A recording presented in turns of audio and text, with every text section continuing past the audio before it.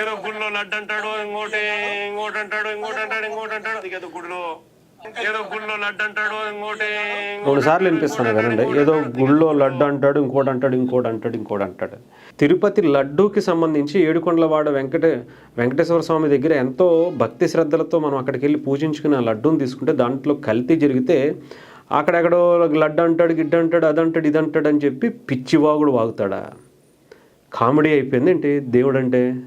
Already ఆ దేవుడితో పెట్టుకున్నందుకే జగన్మోహన్ రెడ్డి గారికి బాగా తెలుసు వాళ్ళ నాన్నగారి పరిస్థితి ఏమైందో, ఆ కొండల మీద ఏం జరిగిందో, ఏం చేద్దాం అనుకున్నారో, దానికి పర్యవసానం ఏమి అనుభవించారో జగన్మోహన్ రెడ్డి గారి కన్నా బాగా ఇంకెవరో చెప్పలేరని చెప్పాలి.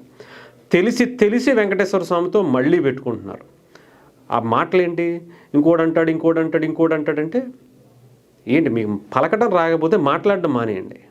అంతేగాని టాపిక్ డైవర్ట్ చేయవలసినటువంటి అవసరం ఏముంది?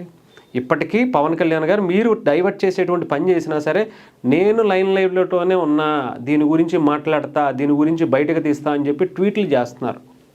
కనిపించకపోతే గుర్తుపెట్టుకోండి, ఒకసారి వెళ్ళి చూడండి.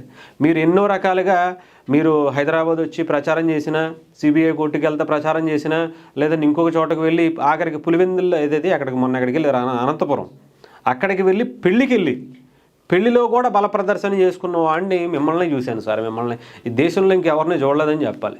పెళ్ళికి వెళ్తా కూడా బల ప్రదర్శనకు ఏంటంటే అసలు మీకన్నా గొప్పోళ్ళు ఇంకెక్కడన్నా ఉంటారా? అంతేలే, కోర్టుకి వెళ్ళినప్పుడే ముద్దాయిగా కోర్టుకు వెళ్ళినప్పుడే మీరు బల ప్రదర్శన చేసినప్పుడు ఇదో పెద్ద లెక్క, దీని గురించి పెద్ద పట్టించుకోవాలా అంటే అంటే మీరు బయటకు వస్తే ఇంతమంది జనాలు వస్తారు అని చెప్పి చూపించుకోవాలనిపిస్తుంది కదా. అలాంటప్పుడు మీరు ఇంటి దగ్గర నుంచి బెంగళూరు ప్యాలెస్లో బయటకు వచ్చినప్పుడు కూడా చూపించండి.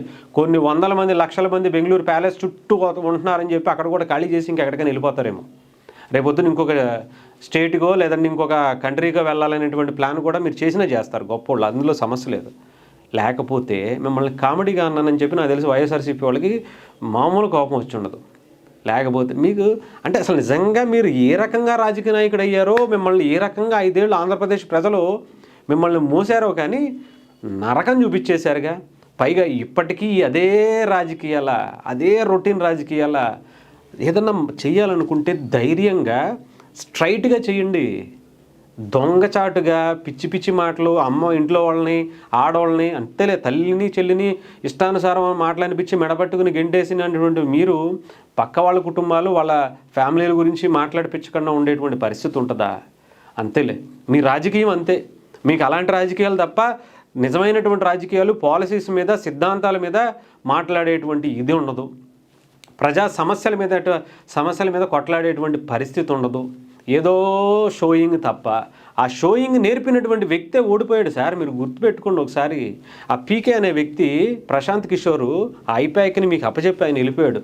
ఏ స్ట్రాటజీస్ అయితే మీకు అప్పచెప్పి మిమ్మల్ని సీఎం చేశారో ఆ స్ట్రాటజీస్తోనే ఆయన బీహార్లో బొక్కబోర్లా పడ్డాడు.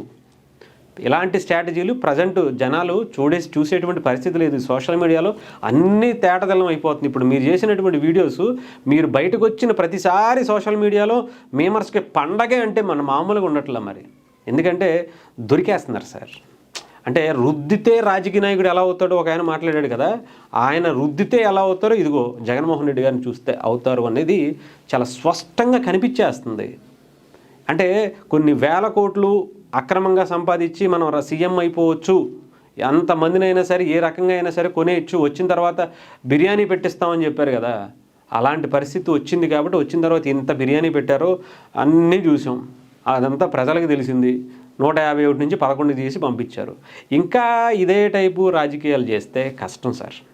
ఆ ఐపాక్ టీంనన్నా మార్చండి, ఆ సోషల్ మీడియా టీంనన్నా మార్చండి, ఆ పేటీఎం బ్యాచ్నన్నా మార్చండి.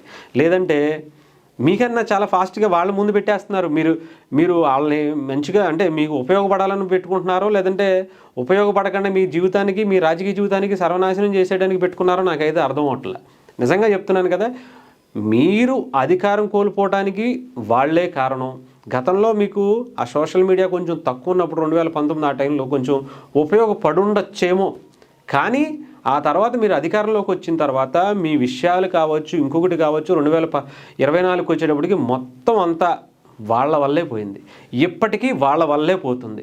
ఇంకా మీరు అదే టైప్ ఆఫ్ స్ట్రాటజీ, పాత చింతకాయ పచ్చడిలాగా అదే స్ట్రాటజీ చేస్తే ఇంకా మిమ్మల్ని జీవితంలో అధికారం పక్కన పెడితే ప్రతిపక్ష పాత్రలో కూడా ఆఖరికి ఆ పులివెందుల్లో కూడా మీ ప్రజలు ఓటేసేటువంటి పరిస్థితి ఉండదేమో ఆలోచించుకోండి.